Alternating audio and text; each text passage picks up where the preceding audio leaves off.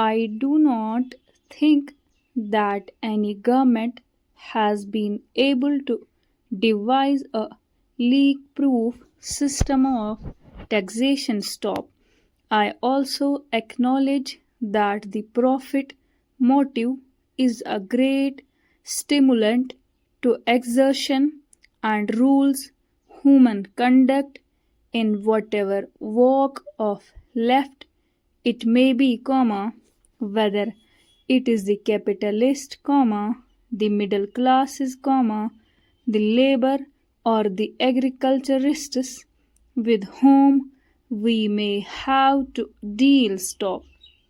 At the same time, transcending everything must be a high sense of civic consciousness and national duty. What would riches avail those who have hoarded wealth if the economic problems of the country remain unsolved and lead to chaos? Nor would it help government at all to devise measures which do not bring out all these hoards for utilization in economic undertakings. After all, we have to realize that the longer these hoards are kept where they are, the less chance there is of their yielding any return to the owner, and the more distant the prospect for the government to utilize them in stimulating trade and industry. The problem, therefore, is not merely ethical but also economical.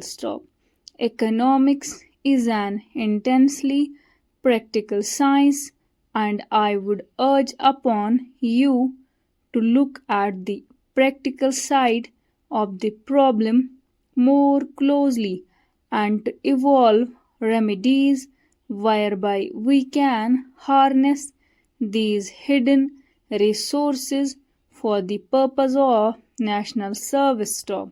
I have always maintained that it is the duty of every citizen who has talent, who has experience and who has ability to give the benefit of these virtues to the nation.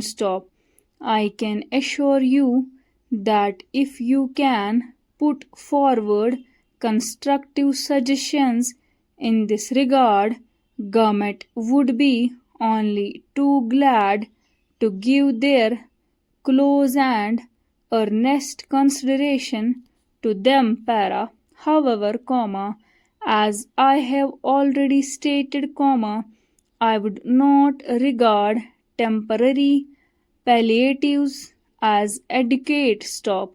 They may only succeed in postponing what would, if we do not take action in time, be inevitable. In my judgment, the key to our economic situation lies in increased production. The problem of increasing production has to be looked at in two ways. It means a greater utilization of our industrial capacity at present.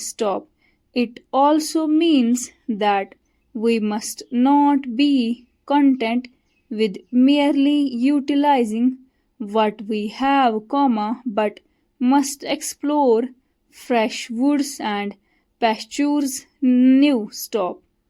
For the expansion of our industrial effort, we must obviously have more capital and investments in the economy.